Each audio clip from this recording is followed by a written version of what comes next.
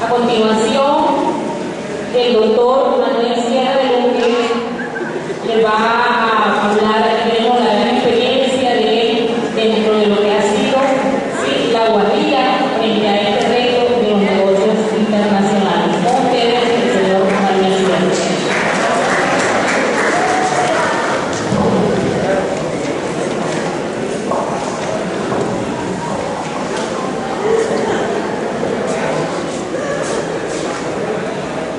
Buenas tardes.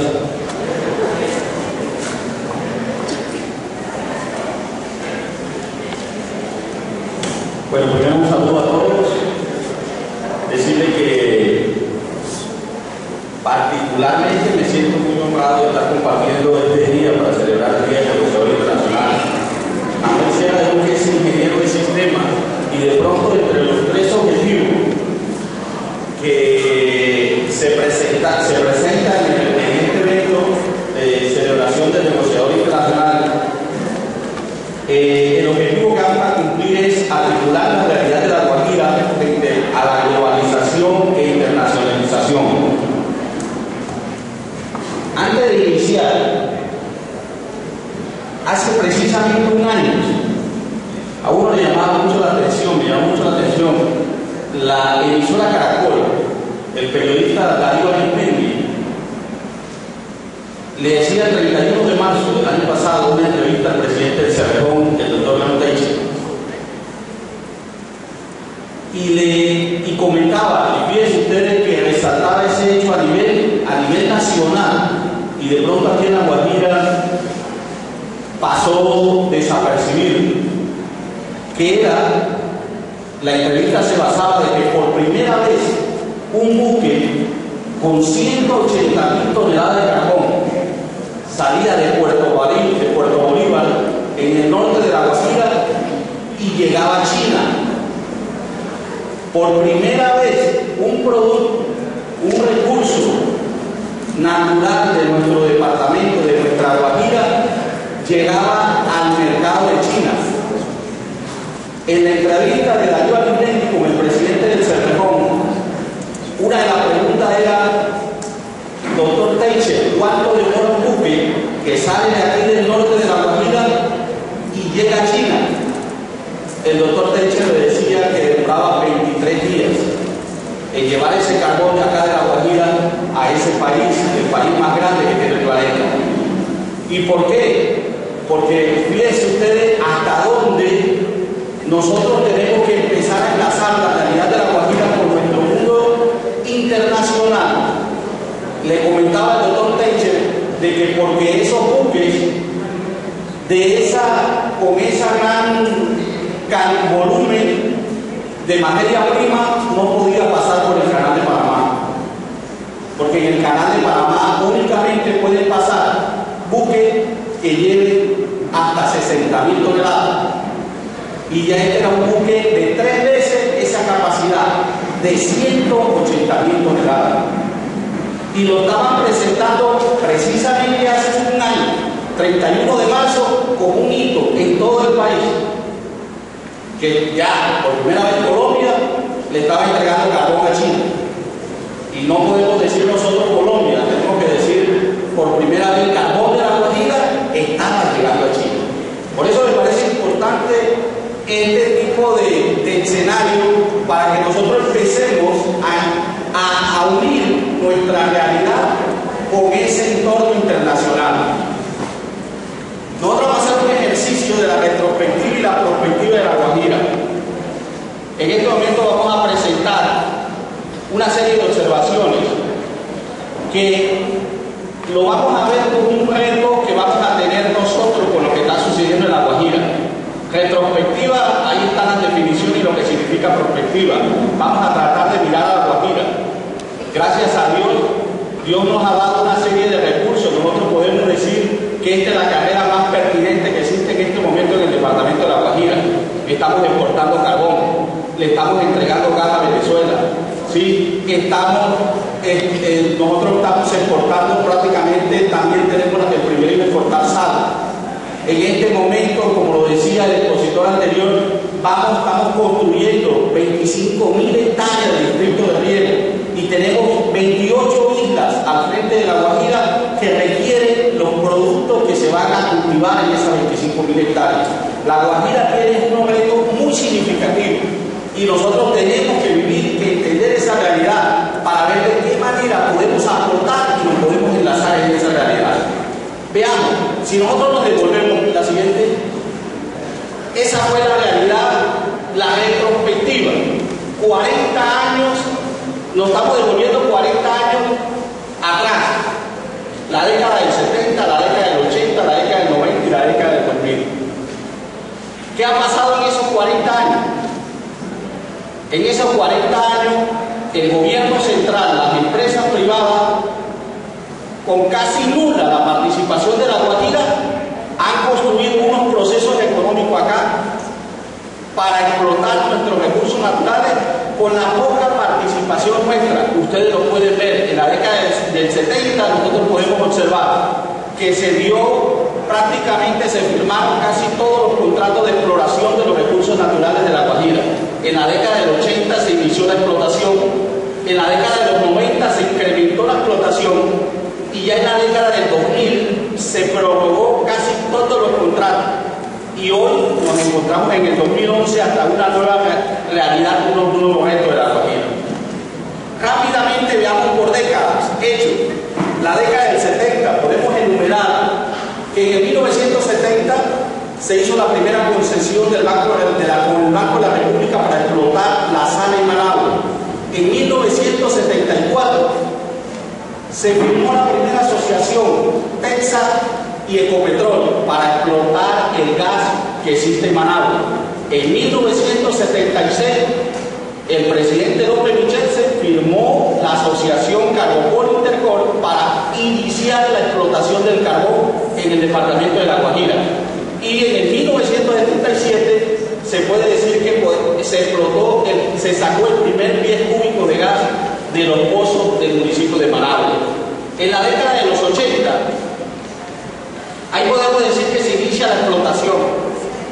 En 1980 vino el presidente de entonces, el doctor Julio César Turbay Ayala, que utilizó las tierras de La Guajira, nos dijo, protocolizó, se puede decir, la comercialización de ese gran proyecto que tenemos hoy, que es el Cerrejón. Del 80 al 84 se construyeron todas esas infraestructuras. Muchos de ustedes han visitado el Cerrejón. Construyeron una línea férrea de 150 kilómetros y construyeron Puerto Bolívar. En 1985 se sacó la primera tonelada de carbón de la mina de carbón que tenemos nosotros en el Cerrejón. Y en 1987 también se constituyó aquí un hecho histórico, que fue la construcción del primer gasoducto, que es el que va hacia la costa atlántica. O sea, sacamos el gas y lo llevamos a todos los departamentos de la costa atlántica. En la década de los 90 fue la consolidación del incremento de la explotación de los recursos naturales no renovables de La Guajira. De pronto, en el 91 se aprueba la nueva constitución de este país. Vemos que en el 91 se firma un nuevo contrato de explotación de carbón. Nosotros siempre manejamos como si existiera un solo contrato, el de Cerrejón Zona Norte, pero en el departamento de La Guajira existen 4 contratos de explotación de carbón: el de Cerrejón, el de Oreganal, el de Patilla y el de comunidad privada. En el 91 se explotó, se firmó el nuevo contrato de Oreganal. En el 92 se hizo la primera aprobación de la ley de la distribución de regalías. Fíjese usted que hoy el primer debate que tiene el país es el acto legislativo 013, donde ya el gobierno nacional prácticamente quiere administrar en su totalidad el recurso de regalías, quitándole ese recurso a los departamentos y municipios productores. En 1994 nuevamente el Congreso, eso ha sido como una posición constante del gobierno central de quitarnos el manejo de la regalía. Aprueba una nueva ley en la 141-994. En el 97 el país visiona que el proyecto que ellos llaman sobre la masificación del gas. ven la potencialidad del gas. En ese año se construye lo que hoy tenemos nosotros como la plataforma Chuchupa y se construye otro gasoducto. En la década del 80 nos construyeron un gasoducto que lleva el gas de Manaure a todos los departamentos de la costa, pero en la década de 1997 nos construyeron un gasoducto porque el país tenía problemas, ¿sí?, de suministro de gas en la capital, en Bogotá. Entonces se nos construye un gasoducto que va de Ballena por Valledupar, lo llevan a Barrancabermeja y de ahí lo llevan a Bogotá. Con esos dos gasoductos, fíjense ustedes que el gas que sale de Manaure ya llega a 5 millones de hogares en el país. Y la gran contradicción y el gran contraste, y en este ejercicio de esta retrospectiva lo que estamos haciendo es que los 30 hogares del corregimiento de Pasto, durante todo ese lapso de tiempo, nunca habían disfrutado del privilegio de tener el gas domiciliario. O sea que el gas de nosotros, de ahí de Manaure, llegaba hasta Bogotá, la capital de este país, y ahí en el Pasto, donde está el gas, no tenían ese bendito gas domiciliario que lo podemos tener todos nosotros en nuestros hogares en el día de hoy. En el 99 se firma la prórroga del contrato Carbocol Intercor. Esa es otra perla. Como le dije, en 1976 se firmó el contrato con el presidente Alfonso López Michelsen. Ese contrato debió terminar el 26 de febrero del 2009. Estas empresas siempre trabajan, estas multinacionales, con mucho tiempo de anticipación. Esa es nuestra realidad. Y 10 años antes que terminara el contrato Carbocol Intercor, prorrogaron el contrato por 25 años más. O sea, lo que decía el doctor que anteriormente me antecedió en la charla, esas multinacionales trabajan con mucha seguridad. Ellos no dejan que el contrato se le haga discutir un contrato cuando ya falta un mes. Con 10 años de anticipación prorrogaron el contrato hasta el 2034. Pasemos entonces a la década del 2000. En esa década, yo la llamo la década de la prórroga. Imagínense, Dios nos ha entregado una serie de recursos, todas estas multinacionales, que es la realidad de la Guajira, por eso es que las tenemos que unir con la parte de la globalización. Han visto la potencialidad de los recursos de la Guajira y vemos en el 2000 lo primero que sucede es que el país tenía el 50% de la explotación del recurso del Cerrejón y lo que primero hace en el 2000 es vender a Carbocol. O sea que ahora toda la explotación del Cerrejón está en manos de empresas privadas. En el 2001 se firma otro contrato de explotación del carbón en Gato Nuevo que se llama Patilla. En el 2002 se pide otra ley para el manejo de la bendita regalía, la 756. ¿Sí? Y así podemos. En el 2004, fíjense ustedes, la explotación del gas inicialmente se firmó en 1974 por 30 años. También la TEPSA, que hoy es Chevron, ese contrato debió terminar el 31 de diciembre de 2004. El presidente Uribe, sin ninguna participación de algún guajiro, prorrogó ese bendito contrato, ¿sí?, hasta que exista el último pie cúbico de gas en esos pozos. Y no tan solo eso pasó en la década del 2000, sino en el 2007, como yo ya le he enumerado, nos han construido dos gasoductos. Por primera vez en el 2007 se construye un gasoducto que ya sale de Ballena hacia Venezuela, que si ustedes tienen la oportunidad de haber leído noticias hace pocos días, las personas que están fuera de la ley acaban de, la semana pasada, si no estoy mal, de ponerle una bomba, ¿sí?, y se suspendió el suministro por algunos días. Yo creo que ya el día de hoy debe estar restablecido, porque ese gasoducto lo construyeron hace 4 años. Desde el mes de diciembre del 2007, Colombia le está vendiendo gas a Venezuela, ¿sí? Y ahí podemos continuar. Ahora miremos hacia adelante, que es lo que quizás lo fundamental de esta charla. Del 2011 nos enfrentamos al 2020. ¿Cuál fue la constante de las 4 décadas anteriores? La poca participación. Los guajiros tuvimos poca participación en la construcción de todos estos procesos. ¿Cuál es la perspectiva ahora? Tratar de influir en lo que se va a construir. Fíjense que hoy la Guajira, hace 40 años únicamente teníamos 3 recursos naturales no renovables sobre los cuales se construían procesos económicos, el sal, el gas y el carbón. Ya tenemos otros productos como la energía, la agricultura, la ganadería, la comunicación y el comercio. ¿Cuál es el reto que tenemos nosotros? Que el propósito, que La Guajira participe de en estos procesos de construcción, y ahí es donde juegan ustedes un papel muy importante. Vamos a ver una imagen muy contundente para que ustedes visionen lo que puede pasar en La Guajira al 2020, lo que están manejando estas empresas multinacionales. Mire, hoy el Cerrejón dice que exportamos 32 millones de toneladas. En el 2020 nos dicen que vamos a exportar 120 millones de toneladas de carbón. Uno únicamente se pregunta si para exportar 32 millones de toneladas de carbón, ¿sí?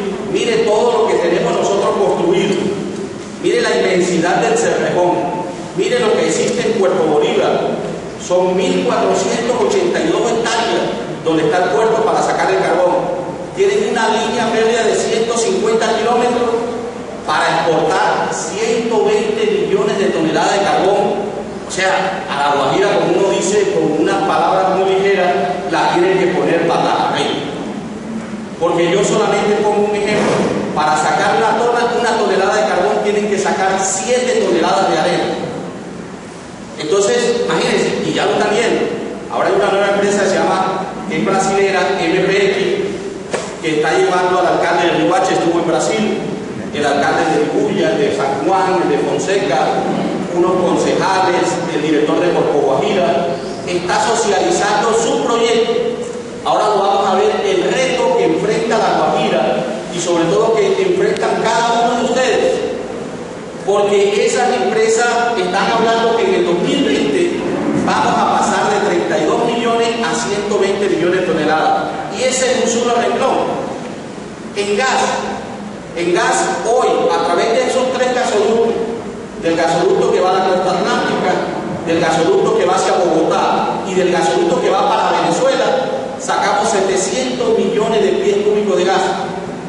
Ya con las nuevas exploraciones, porque ahora, para bendición de La Guajira, podemos decir, nos están diciendo que el Cerrejón, debajo de la placa de carbón, ya encontró gas.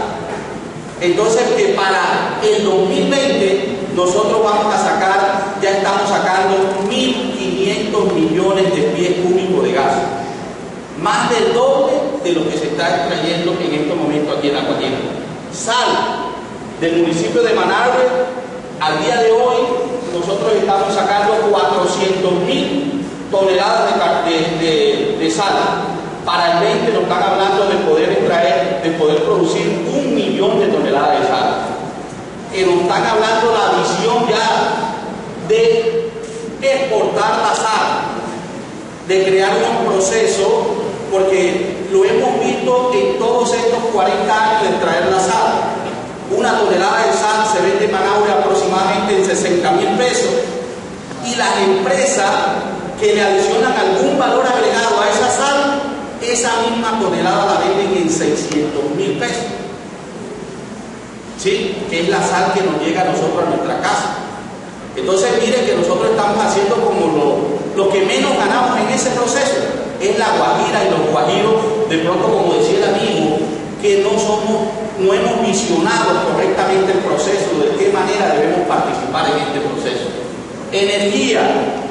Hoy La Guajira genera 350 megavatios hora. Tenemos Termoguajira y tenemos Espirachi. Para el 2020, la empresa pública de Medellín nos dice que vamos a generar 1.000 megavatios hora por la potencialidad que tiene La Guajira, la velocidad de los vientos allá en la Alta Guajira. Comunicación. Imagínense, este país es un mundo, yo digo que uno de los mejores negocios, y lo decía el conferencista, es la comunicación. ¿Sí? Hoy este país, para comunicarse con el mundo, tiene 3 cables de fibra óptica. Uno sale por Tolú de 12 gigabits por segundo, otro sale por Barranquilla de 10 gigabits por segundo, y el tercero sale por Riohacha, al lado de Anasmaí, una casetica que maneja ISA, y tiene 9.600 gigabytes por segundo. Mire el ancho de banda que tiene ese cable de fibra óptica, y está aquí y sale de ahí y se comunica. Si usted mira el Caribe, una C, se comunica con 24 países hasta llegar a Estados Unidos. Ese cable lo instalaron hace 6, 7 años. Un cable físico que va por el suelo del océano. El proyecto en Colombia se llama Arcos 1. Yo siempre anotaba que hace como 1 año, 2 años estaba en Bogotá, los días lunes en el periódico El Tiempo, escribe Guillermo Santos Calderón, debe ser hermano del presidente, y escribe sobre telecomunicaciones. Me llamaba la atención que él decía en su columna de que casi el 60 o el 70% de Bogotá estaba crispado porque tenía dificultad en el acceso a internet. ¿Por qué? Porque le estaban haciendo mantenimiento al cable de fibra óptica que salía de La Guajira. Uno enseguida visiona, mira la dependencia del país, la dependencia de Bogotá, de nosotros, por la posición geográfica que tiene La Guajira. Pero el mayor contraste, la mayor contradicción es que nosotros, para tener acceso a internet, no somos nodos en esa autopista, como lo llamamos los ingenieros de sistema. Entramos por Medellín. ¿Sí? Ahí está uno de los retos, como hablábamos, que tenemos nosotros que construir para crear unas mejores facilidades a estos procesos económicos. Comercio. Hoy la mercancía, como lo decía el amigo, La Guajira ha sido comerciante toda la vida. Fíjense ustedes que los historiadores, antropólogos como el doctor Wilder Guerra Curbelo, a nosotros en los colegios nos enseñaron que la primera rebelión que tuvieron los españoles en Colombia fueron los comuneros. Esa es la historia del centro del país, de los departamentos andinos. Y resulta que la primera rebelión que tuvieron los españoles fueron los guayú, porque los españoles estaban en Cartagena y no podían controlar el comercio que tenían los guayú en ese entonces con las islas holandesas, que venían aquí a traer armas y se llevaban las perlas.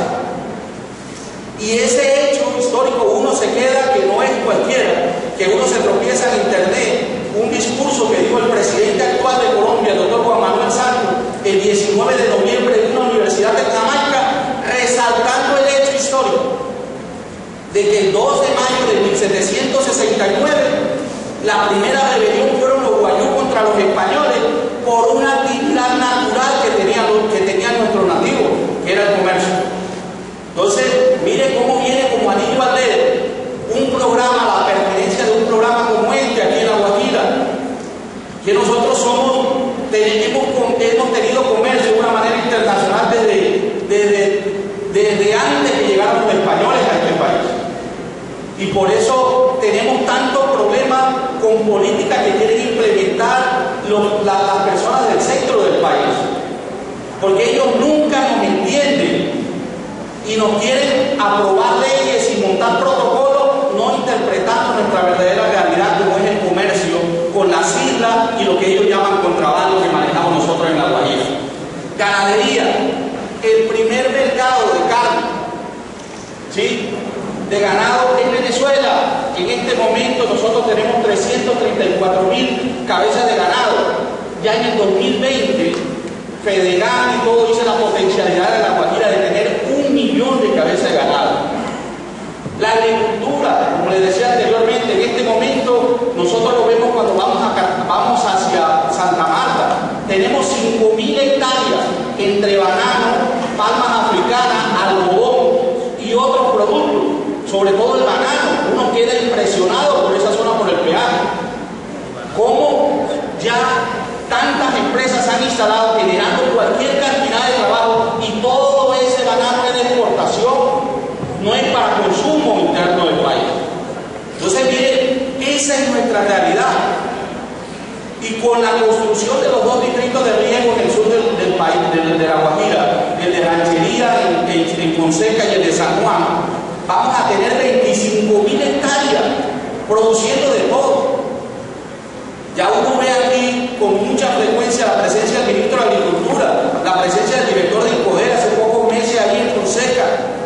ya implementando políticas de cuáles son los productos, las ferias agroindustriales deben sembrar los dueños de tierra de ahí, dependiendo de las necesidades de las islas que nosotros tenemos al frente.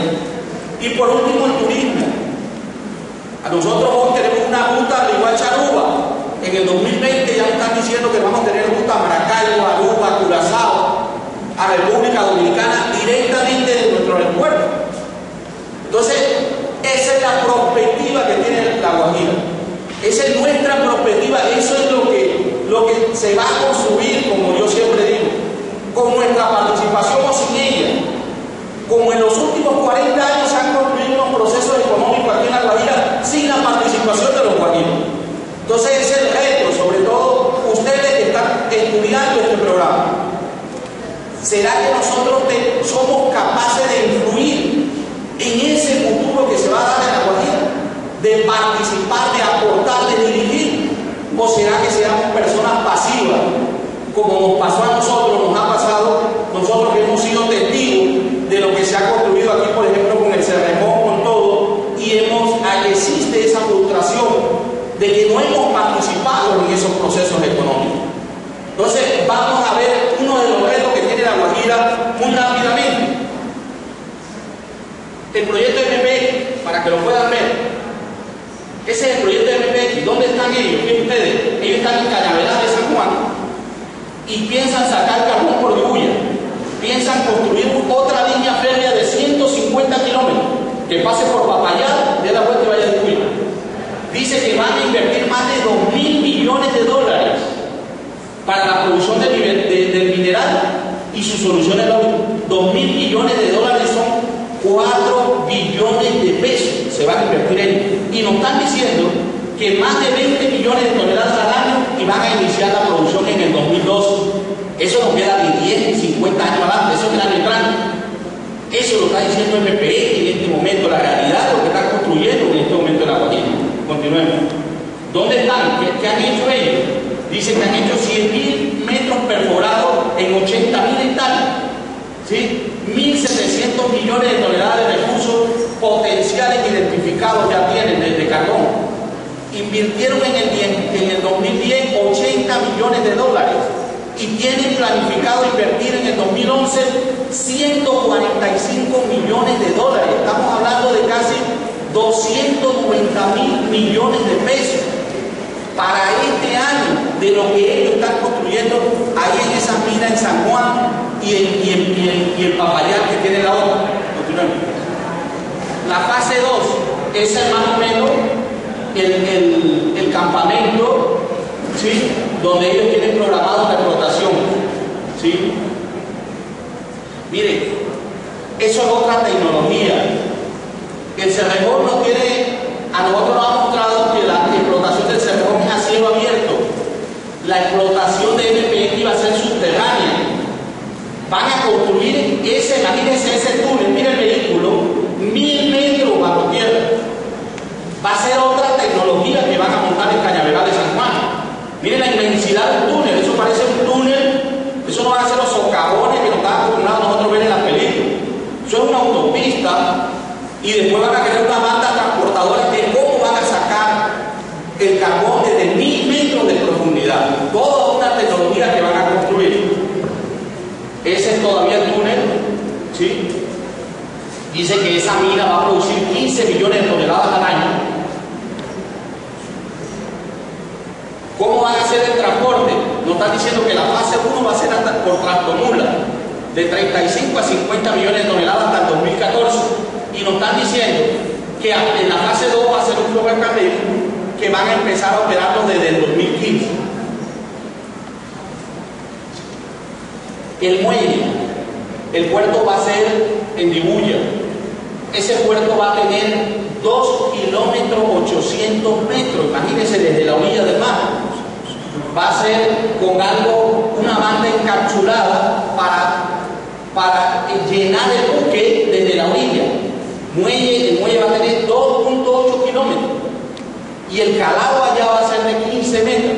El cargo del barco va a ser directo. Ese es un muelle que van a construir no en la Patagonia, no es en Chile, es en Dibuya.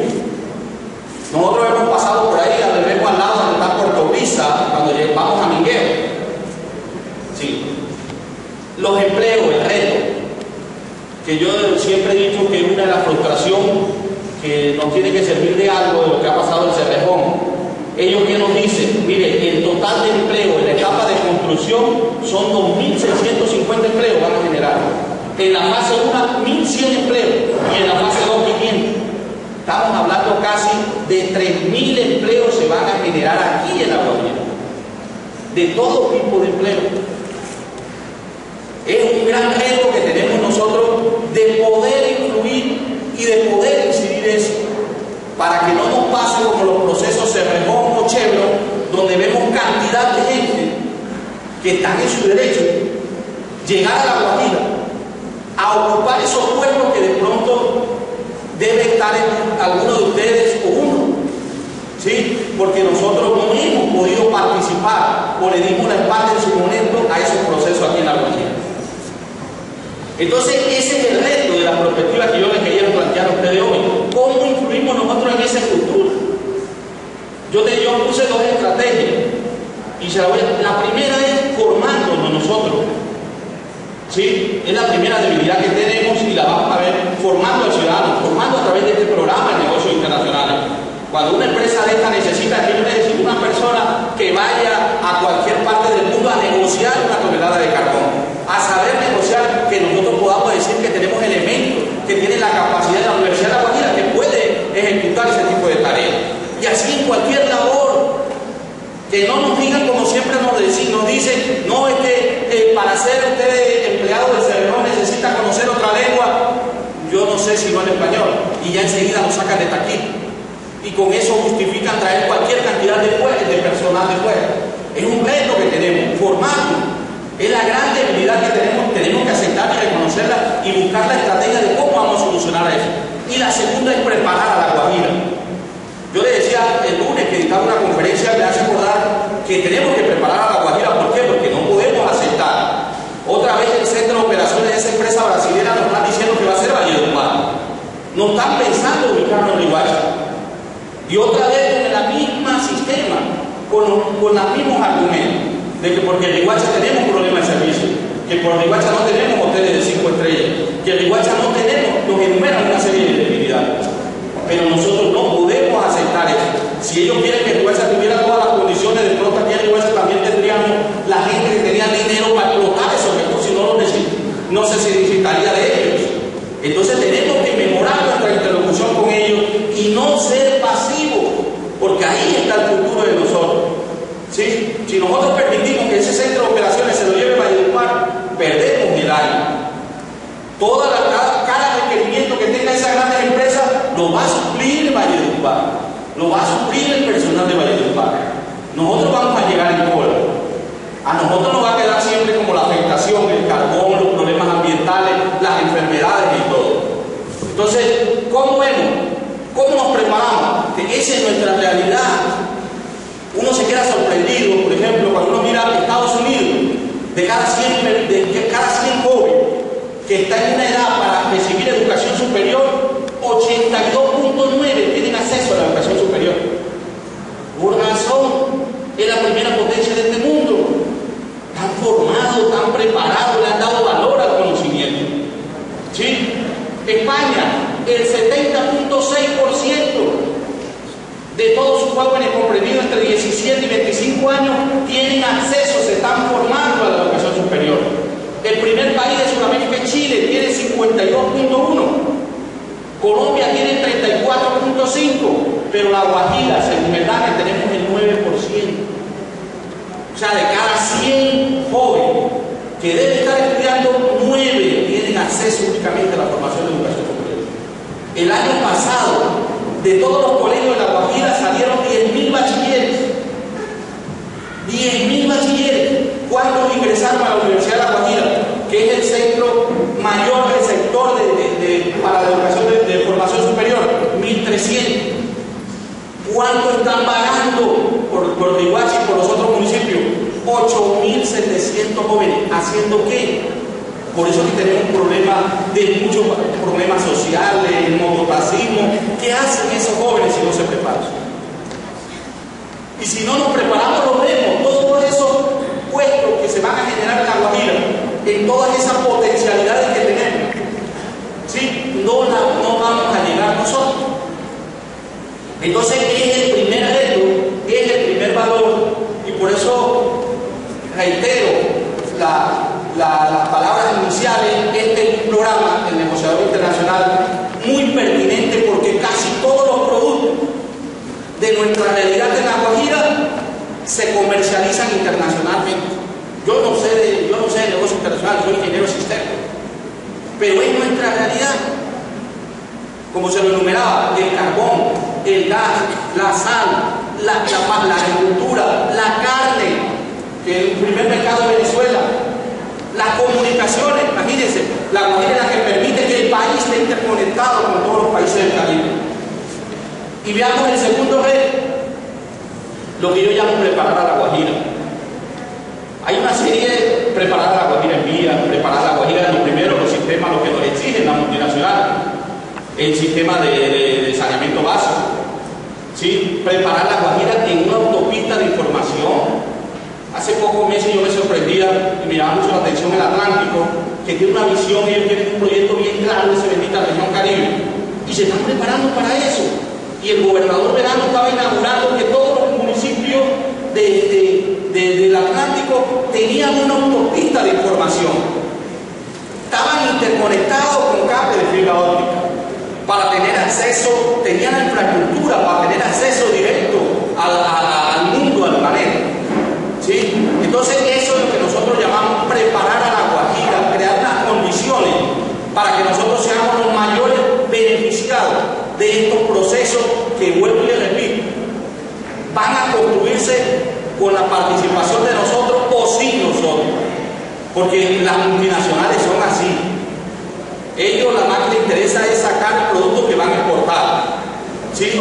Y conseguir los requerimientos que ellos necesitan por alguna vía. Han pasado, y por eso le hice la retrospectiva de 4 décadas atrás, desde el 70, están aquí en la Guajira, ¿sí?